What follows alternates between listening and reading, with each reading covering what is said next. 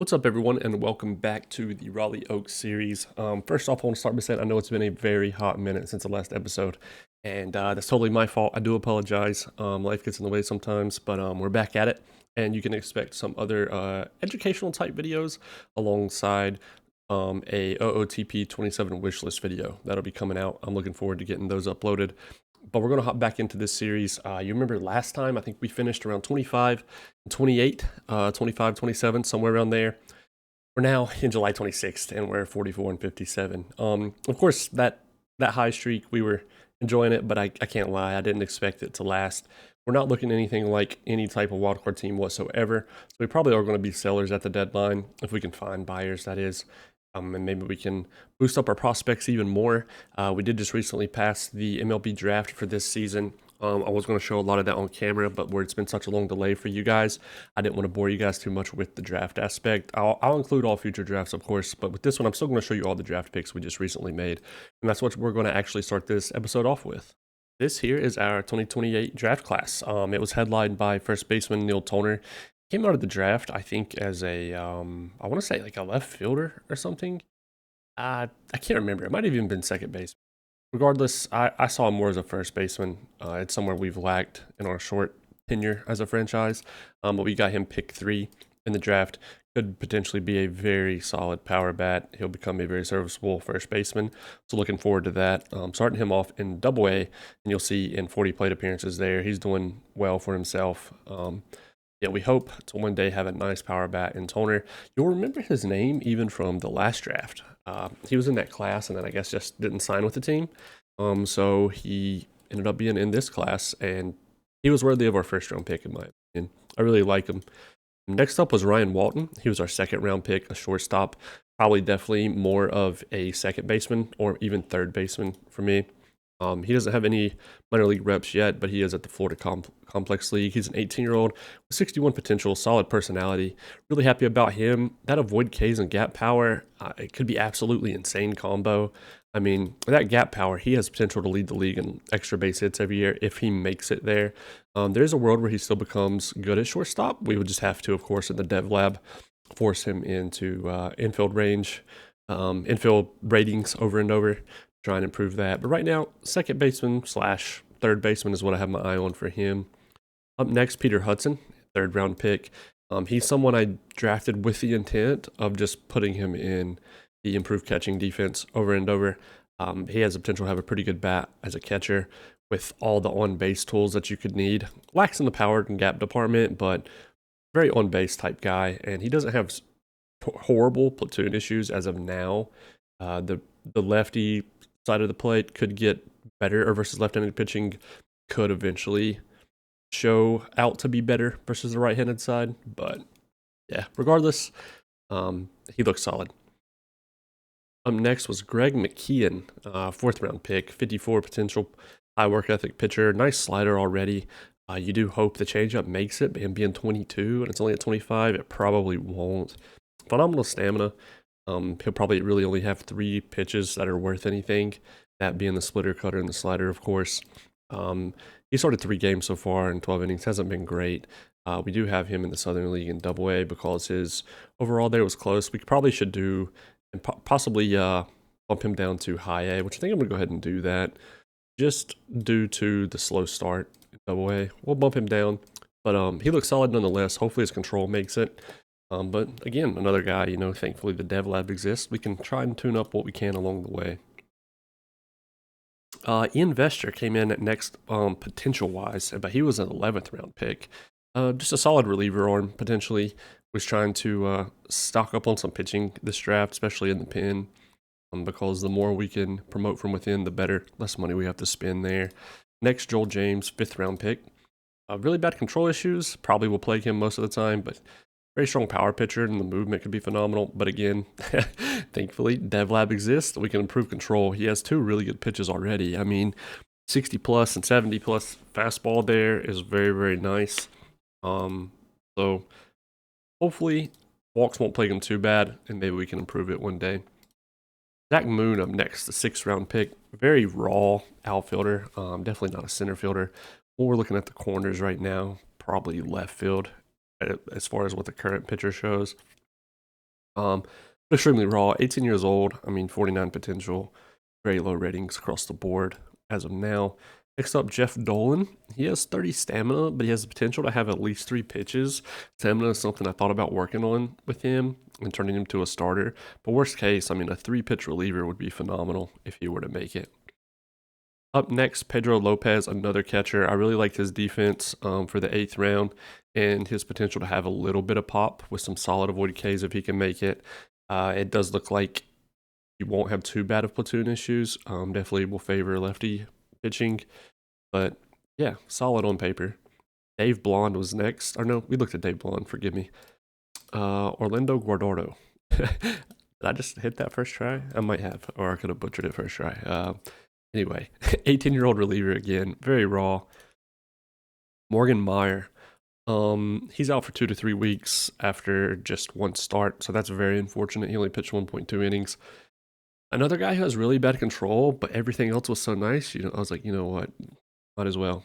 And of course, another dude, and he has a nickname, Nasty. I mean, Morgan Nasty Meyer. I just couldn't resist, but he's a guy who will try to improve his control as well.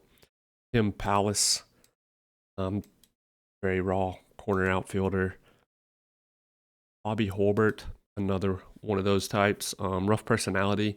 I did manually draft, I want to say, up to like 10 rounds, and then I just let my assistant GM take over at that point. So some of these guys might not look too hot, but the draft really fell off a cliff after a certain point. Tim Morrison, 16th round pick. Another very solid reliever potentially. Another guy who could have 3 pitches as a reliever, which didn't seem to be a common theme of this draft, funny enough. Left fielder Jonathan Sonny, 44 potential. He's not much. He's one that was drafted by the assistant GM. Up next, Walter Spargo, another one of those types. As you can tell, there was a massive influx of those hanging around. Matt Winder, he's a 22-year-old reliever who will probably just never make it, but 17th round, 20th round. I mean, this looks like kind of crazy value, to be honest with you, for the 20th round. He's 17, but another potential starter. He ends up making it. That'd be kind of crazy value for the last round of the draft. And then Alan James, another one drafted in the 19th round by our assistant GM. And then it rounds out our class again with the top 3 being Neil Toner, Ryan Walton, Peter Hudson. Hopefully we can get them in the big leagues and make it an episode of their own one day. Check in on the form of everyone. Latest power rankings, we were ranked 31st out of 32nd. Very unfortunate. As far as team rankings, our offense is just miserable, aside from stolen bases and base running. Defensively and pitching, which this has been a common theme for us, has been pretty solid. We're like polar opposite. We're ranked 2nd and 3rd in a lot of categories. You'll see end zone rating and defensive efficiency. Strikeouts are 4th, but then in FIP, which I value a ton, we're only 12th. For 0 9th. But we'll do a little season check in. As far as being above that 100 WRC plus line, we only have Henry Davis, Calvin Mitchell, and Lars Nootbaar. Nootbaar, if you remember, we did just we signed him last season. Back in December of 2027. Or this season. Forgive me, I'm getting mixed up here. And he's on that 16 million per with the player option for next season. So who knows if he'll opt out or not. Still solid ratings wise. He's only 30, but we were hoping to get closer to that 1.5 to 2 WAR out of him. It don't look like it's really going to happen for us, unfortunately. Next, Calvin Mitchell. He is a guy who you guys will probably remember from the expansion draft. He's projected to get close to 1 WAR, but I mean, no one on our offense right now is appealing, right? If we're being honest, we don't have any world beaters, but this is expected. And then Henry Davis, the catcher, who has been our one constant since drafting him in the expansion draft from Pittsburgh. You'll see he had 0.9 WAR, 1.1, and then 1 WAR. He's projected to finish with 1.6 this year, which would be the highest since he's been with us so far and in his MLB career if he manages to reach that total. Up next, Yohandy Morales. He's only had 172 plate appearances. He started some games for us. You'll see he started 42. Kind of bounce him around some, trying to just put best in slot out there to give ourselves the best odds of winning. Next, Juan Brito, and then a lot of these guys I don't even want to waste your guys' time with. Nolan Arenado, guy we just signed in January, primarily for his defense, which hasn't really been lacking there, of course, the 4.7 zone rating, but the bat has strongly been lacking. We didn't expect anything crazy. I mean, he's clearly on the back half of his career, or the end of his career, honestly, being 37. And it was just a 1 year rental and someone for the fans to look forward to seeing. And he's a captain, so it didn't hurt anything. We'll take a look at the pitching side of things. We'll just start by sorting by ERA plus. Travis Alfaro with 61 innings pitched leads the team with 169 ERA plus and a 78 FIP minus. He has one WAR as a reliever this year, which is pretty impressive, with 21 shutdowns and only 5 meltdowns. Up next, Alexis Diaz. He has 32 innings pitched. He's been doing his thing as well, along with Adrian Morjan, who has been solid for us since we signed him back in that 2026 offseason. Last year, he was very good as well. This year, he's going to hit even more innings pitched. And I mean, 49 overall on paper, but if we're being honest, like these ratings, these ratings scream like 50 plus easily. He's pretty good, projected to hit 1.2 WAR as a reliever. The first starter you'll see here is the man himself, Reed Detmers. He is our WAR leader, well tied amongst WAR leaders with Spencer Arrighetti, which we'll get to that in a moment.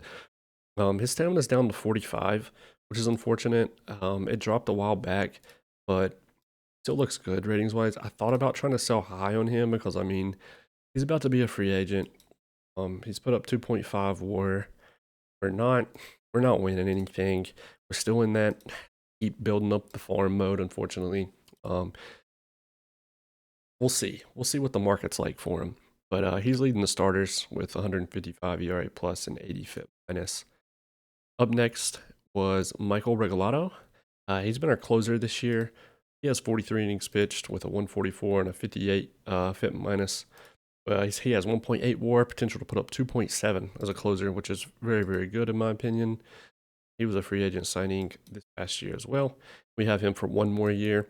So I'm not going to be like super urgent to move him on, I guess, due to having that 1 more year. But I'm going to be honest, we're going to see what the value is like for everyone.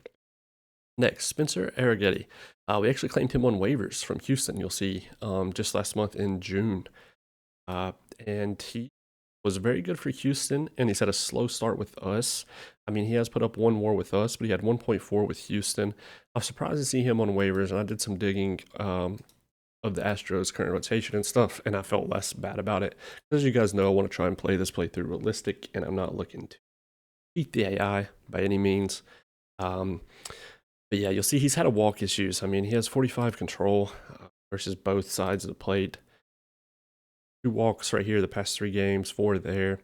Something I knew about before grabbing him, and he's also another lower stamina pitcher with 45, similar to Reed. But I mean, this guy chilling on waivers, I couldn't resist. He also had this contract coming up. And now, mind you, you might be like, wait, grabbed a dude that they signed prior and then they waived him? Yeah, I did. Like I said, it's only because the rotation looked good and because that made me feel less bad about it. I was going to try and see if we can't shop him for some sort of value. Up next, Andy Lara. He's been playing above his ratings this year. He only has 15 innings pitched. He's a guy who's bounced between AAA and the majors. As you can see, most of his innings this year in AAA. Like Will Warren, he was a guy we got in the trade with New York this past offseason back in November of last year. I mean, he's kind of like 50s across the board versus righties versus lefties. He falls off a little bit. He's offered up some consistency this year. He's at 1.3 WAR. Next up, Connelly Early. We claimed him on waivers. You guys remember him from Boston. He's been this year. Not great. 122 FIP minus is pretty bad. And then Freddie Peralta. He was a guy we got in a trade with Arizona back in December. And the Giants were on the hook for 80% of that salary already. So we had snagged him. Took a chance on him because they were offloading, and I said, screw it. Expected to hit 4, which is good. He had a really solid season last year with Arizona. And then if you remember that trade, we moved Robert Kalina over to them. On paper, they looked similar ratings-wise, but Arizona really wanted Kalina. I guess they were trying to beef up the bullpen for their run at the time. I mean, he did solid there this year. I don't know He only has 3.2 innings in AAA. Maybe they have him on a rehab assignment of some sort. Maybe they'll move him back up soon. Next, Jason Foley, another guy, 37 innings. He's not been too hot though. And then this is where it kind of falls off. You'll see we have a massive chunk of people above that 100 ERA plus line, only a few below the FIP minus line. But Tyler Visa only has 19 innings with us this year. Not been great. And then Nick Enright, he has 44 innings and he has been terrible. And he's a dude who we're probably going to end up demoting or at least checking out the AAA for and seeing if we can't something with him to get a better arm in the meanwhile. But at the end of the day, he was a waiver claim in April. Dodgers. I liked him versus righties. I can't lie. Like, looked pretty solid, but it's not been great. I mean, whenever you look at the splits, he has been better versus righties, but he's been miserable versus left. But big picture, he's not been good. That rounds out the team for now. Here in July, we're going to sim through and make it to the deadline and see who we're going to offload. You guys know everybody's up for grabs. No players really off limits yet. The only one that I'm kind of considering is Michael Regalado. Like, I don't consider him off limits, but I mean, bad team don't need a good closer, right? That's one of the rules to follow. Like, what are we going to do with him? He can close games for us, but he's not going to win us games in the grand scheme of things. So, that being the case, everyone's on the block. So we were shopping around players like we do, and Arrighetti Spaghetti, by the way, drew some solid interest. He's the guy I was telling you that we claimed on waivers. Out of, but he drew some solid interest out of Pittsburgh. Ceddanne Rafaela was very interesting. So you'll see he has 5 years left on his deal. Hey, he has phenomenal defense and base running. He has 1.5 WAR this year. In previous years, this is a career year hitting wise, so I'm not blind to that. He's been below average in 26 and 27, but still putting up very positive. He would be a WAR leader on right now almost, if not for. Okay, he would be a WAR leader. I was gonna say if not for Henry Davis, but yeah, he'd be our WAR leader. Now his contract does go till 2032, his 31-year-old season. It is a team option. Pittsburgh negotiated a $0 buyout. If he falls off a cliff, we're not like locked up forever. We can bail out there, turn down the team option. But in the meantime, I can't lie, it is pretty appealing. Saw it against both sides of the plate except for his eye.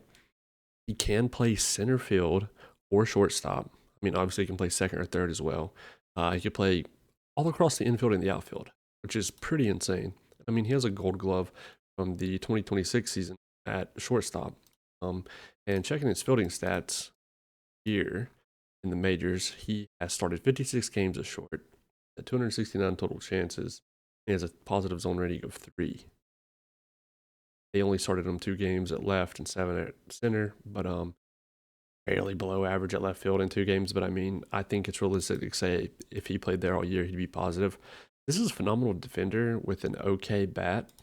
You hope that this bat this year could be what he is going forward.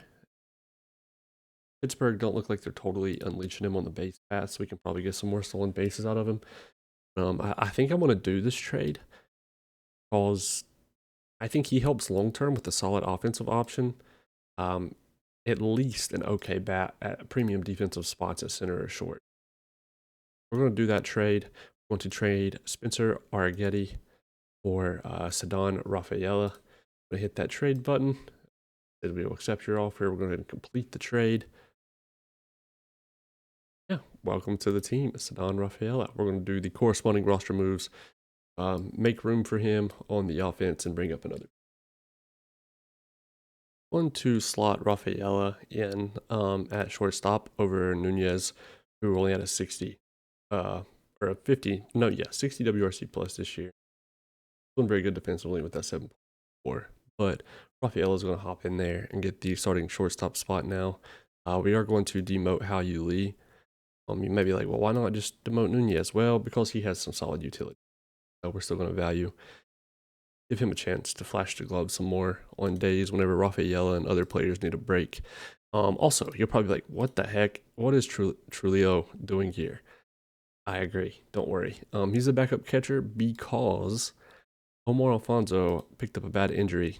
You remember we got him in the expansion draft, probably one of our best picks. He had a 3 WAR season last year, and then this year he had 1.8. So he was tearing it up just as good. But he still has 60 or 60. What am I saying? I was reading 60-day IL. He still has 6 months left of recovery time. Sadly, he ruptured his medial collateral ligament. Very unfortunate. He's been really solid for us. But that is actually just how bad our catching prospects are. And I can't lie, I know I drafted some guys, but I didn't want to force them into the fire. I felt way better, sadly, for Kadar about forcing him into the fire and just being here on rest days. The seasons ended up being a wash anyway. But yeah, there's the explanation for that. We are going to promote another pitcher, though, up in place of Arrighetti. We're slotting Tyler Viza over into that 4 hole ahead of Early. Only reason we're not moving Early up is just because he's tired, and we just don't want to mess up the rotation.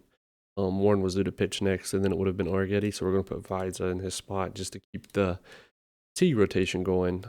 As far as promoting from the minors, so we can see who's already on the 40. Just going by overall, of course, it would be Gaddis up next. The one paper has always looked solid versus righties, but he wasn't great this year. He's only pitched 6 innings back down in AAA. He's already in the 40, so I think we'll go ahead and bring him back and just put him on middle relief. And this is how the pin will look now. Adrian Morjon has gained a lot of interest from the Detroit Tigers. They try to get him here, and they try to get him here, but they're offering some scraps, in my opinion, for how solid he looks. All right, well, I'm not going to lie. I've been looking around here at what I consider fair. I can't lie. I've been trying to see if they would throw us a prospect of similar potential to Morjon's current overall, and they hate that idea. Like even this guy here, Max Clark.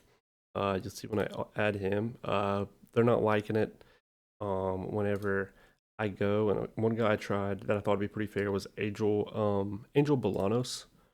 That could possibly be not looking like a world beater. I mean, he's 23 and not super developed or anything, but run long. And see, whenever I add him, they hate it. And whenever I use Make This Work Now, they want a lot. There is a world we throw like maybe Adrian Miller in at the same time, but I'm almost not comfortable doing that. I don't think we're gonna be able to deal with Detroit, because like they're just wanting too much. So it's no secret when you look at our farm that a lot of the higher overall plus high potential guys that would be closest to making it to the majors are pitchers. Like Nick Martin, Jason DeCaro, Ryan Marino, Eric Segura, Greg McKeon. Yeah, you get the point. Now, of course, there is some hitters here making their way. Neil Toner, but I mean, we literally just drafted him, right?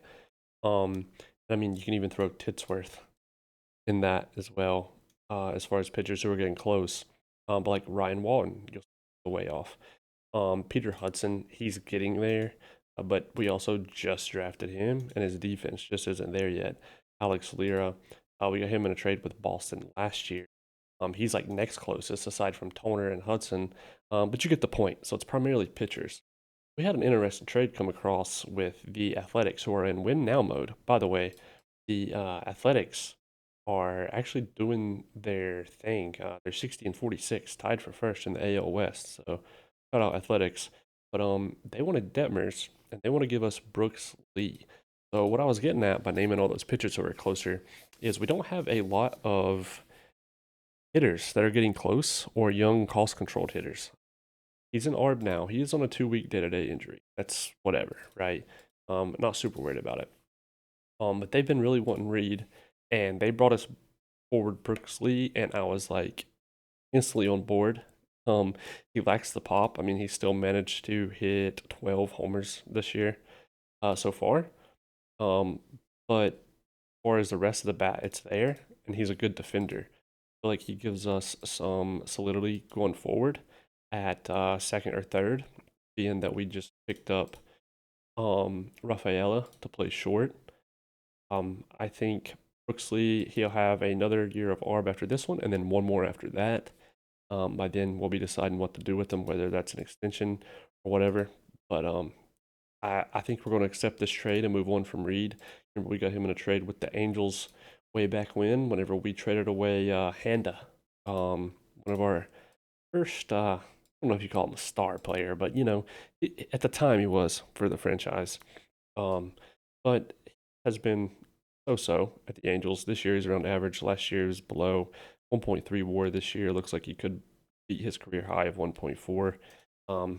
That's besides the point. I'll go down a rabbit hole and start looking at stats from years ago. I don't know if you guys are like that, but I'm like that. But yeah, we're going to move on from Reed, who is in the last year of his deal. We didn't have plans of extending him anyway. We'll see if the Athletics do. He was wanting 22 per next year, an AAV of 25.5 over the course of the next 5 years. I wasn't super comfortable with doing that, especially drop some. But we're getting Brooksley literally on the offensive side of things going forward. He's a switch hitter. 2 more years left of ARB after this one. We're going to be taking that trade. After the trade, of course, Lee, as we mentioned, is on that day-to-day 2-week injury. I'm going to go ahead and throw him on the IL for 10 days. We're not going to rush him in. There's no sense, in my opinion, in that it's over anyway. Last thing we want is to prolong that injury. So we're not going to bring anybody up on offense yet. I think what we're going to do, we're just going to put another pitcher in place of Detmers. Likely what will happen is we'll move Laura over to the starting rotation. Also, just kind of while we do this, I just want you guys to know there has been like a very slow trade deadline for us. As far as offers we're getting and stuff, it's just teams who are competing, but they're not wanting to pay what I feel players are worth, and I'm not overvaluing them by any means. The goal is always to try and get at least one prospect or player with similar potential. Kind of my goal, but I can't lie, they are not they're not very friendly with the negotiations. Well, the trade deadline has come and gone, and those were the only 2 trades we did. We did ship Detmers to the Athletics, Lee, and we did ship Arrighetti to the Pirates, getting Ceddanne Rafaela. So pretty happy with those 2 grabs. They kind of help shore up our offense going forward. Some solid cost-controlled years. Can't complain too much. Let's take a peek around the MLB at the rest of the trade deadline and see if any big names were on the move. The deadline was on the 31st, so I think the biggest trade, you'll see here there were quite a few amongst the 2 days. I think the biggest trades, there was actually one large one here. The Athletics were going all in because, of course, that's who we traded Detmers to. They traded with the Chicago White Sox to get catcher Kyle Teal, who looks very nice. I mean, he was on a 3-WAR season. He's heading over to the Athletics now. And in return, let me find it again. They also traded them Matthew Mathias. Maybe I'm saying that right. For the Athletics, though, getting Grant Holman and 19-year-old minor league center fielder Jesus Madrigal. Looks like he could potentially end up being quite a good prospect, the number 60 overall prospect. The next notable one, my eyes find it again here. It's kind of hard to look through all this jumbled text. Was it the Athletics? No, it was the one involving Josh Hader. Yeah, here it is. Mariners traded 17-year-old minor league left fielder Isaac Duran, who's 67 potential. On the surface looks good. We don't have great scouting accuracy on him though. Along with 18-year-old Sergio, another Matthias, similar last name to the other guy. That's kind of crazy. To the Astros, getting Josh Hader. The Astros are retaining 80%. Hader is now 34 in this world. Still been pretty solid for the Astros. But yeah, the Mariners grabbed them a solid reliever. Those were the 2 most notable trades aside from our 2, which I would consider kind of notable since it was the teams who were buying. Yeah, again, here we are at the deadline, 47 and 60. Let's finish up this back half of the season, and we'll do a team check-in. Odd catcher came across the waiver wire with, funny enough, the trade we were talking about with the Athletics. Grabbing Kyle Teal, they had waived and designated Joe Mack. So we did grab him. He's going to go on to active roster. We are going to be waiving and designating Trulio, who we were talking about earlier. Was just sadly a casualty of a lack of depth at catcher, but we did grab Joe Mack. as a solid fill-in now. He's going to be our backup catcher behind Henry Davis, who has been quite good for us this year. Again, if you forgot or missed it earlier, Alfonso is out for 6 more months. But Joe Mack slots in at backup, and I mean, a pretty solid backup if I say so myself. Him and Henry are kind of solid players, so I try and split time and see what Mack's future looks like for us going forward. It is time for Brooks Lee to come off the IL. You'll remember we threw him on there after the trade just to not rush him back. We are going to sadly go ahead and demote Nunez. And what we'll be doing is we're going to demote Nico from that starting second base role, and Brooks Lee will be taking over that job from him. Well, you know, the dreadful email that we've gotten every season so far, as if we needed more confirmation, officially eliminated from the playoffs. Um, you know, quick check-in. It's not the end of the season yet, but we're almost there. 63 and 84. We're looking like we won't be the worst team in the league. Maybe it's still possible, but yeah, that's how things look now. See, the Royals and Astros are still behind us on our side of the game, but other side, we're all right around that bottom six pack. We'll see who ends up being the worst when it's all said and done. These other emails here, we're just going through a bunch of pre-off-season checklist of offering expiring minor league free agents contracts, and getting some new scouting reports. That way, in the next video, we'll be able to accurately look at our prospects and see how those guys are doing. Well, some positive news. The Nashville Captains, our A-ball minor league team, won their respective championship in that division, which is cool. They went 82 and 50 on the year. Some notable prospects here are Ian Vester, Steve Fitkin, and Patrick Borrell as far as the pitchers go, with Ryan Marino being the most notable starter. As far as the hitting side of things, Alex Lira, we got him in a trade with Boston last year. Yeah, last year. He's a number 92 prospect currently. And then Aaron Barnett, you'll remember him from that 2027 draft. We got him in the second round. He's actually developing nicely. He just put up a crazy year, 5.4 WAR here. Getting new reports back on everybody too. So this is just from 2 days ago, and this is how he looks. Very exciting times for sure for Barnett, because he looks pretty similar in my opinion to both Brooks Lee, Rafaela, which I had that in mind whenever we traded for those two guys. So we could end up having a pretty solid infield if he is to continue on the progress he is. He actually has 60 outfield range, which is something I often forget about when I'm taking a glance at him.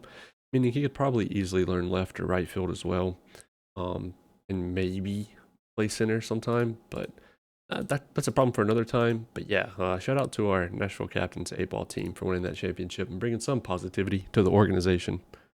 And that is going to wrap up the 2028 season. We finished the year 71 and 91. Take a look around the league. We'll check out the AL first. The AL side of things, the Cleveland Guardians win the AL East, with the Orioles and Tigers not far behind at all. These three were in a battle all year, going at it for that division lead. Over in the AL West, the Texas Rangers take that at 97 and 65, followed by the Mariners and the Athletics. As far as the wild card seeds, the Athletics and Tigers both do get in. Running out the bottom three, us, of course, at 71 and 91. The Royals at 67 wins, and the Astros at 64. Over in the NL side of things, the Reds win the NL East with a 95 and 67 record. Aside from the Rangers, I think they finished with the second highest win total there. Up next, followed by the Phillies and the Marlins. The Marlins, who did not qualify for the playoffs. Dodgers, of course, do win the NL West.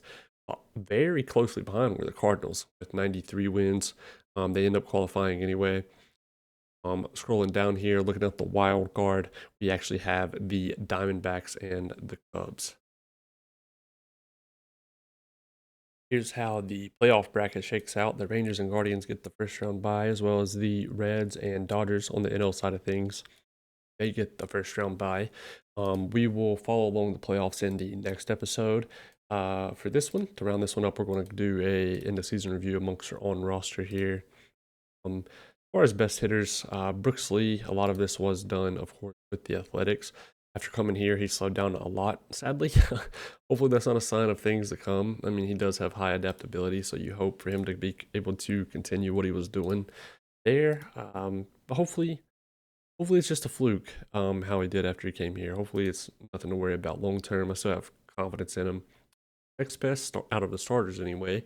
Well, there was Henry Davis as well. He kind of just lost that starting job temporarily to Joe Mack.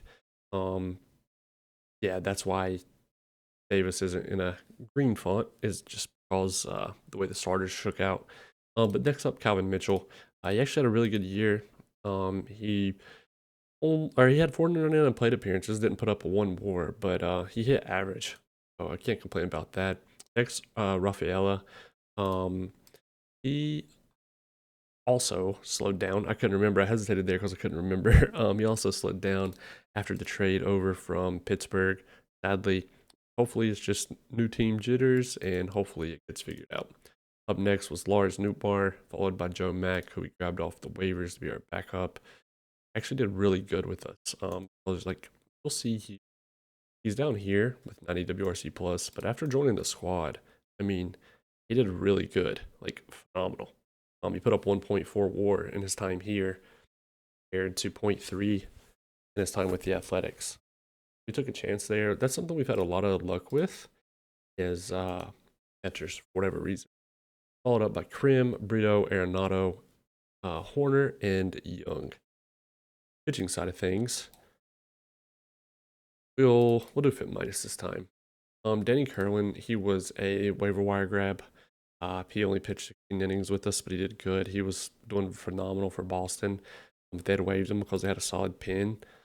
We snagged him. Honestly, a really solid grab. Followed up by Alfaro and Morjan and Regalado, who were just, I mean, phenomenal out of the pen.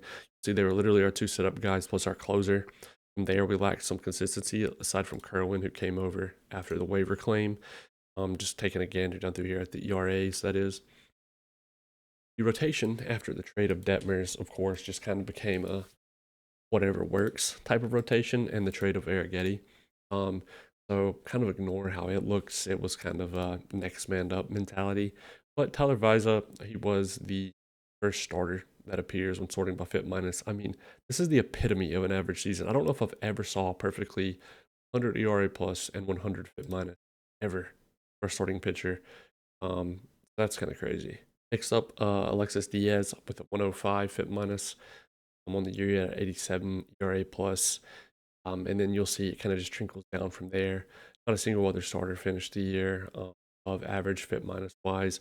We sort by WAR. The WAR leader was Alfaro, which is pretty impressive because, I mean, he wasn't our closer. He had one save, but he led the league in holds, and he had 34 shutdowns.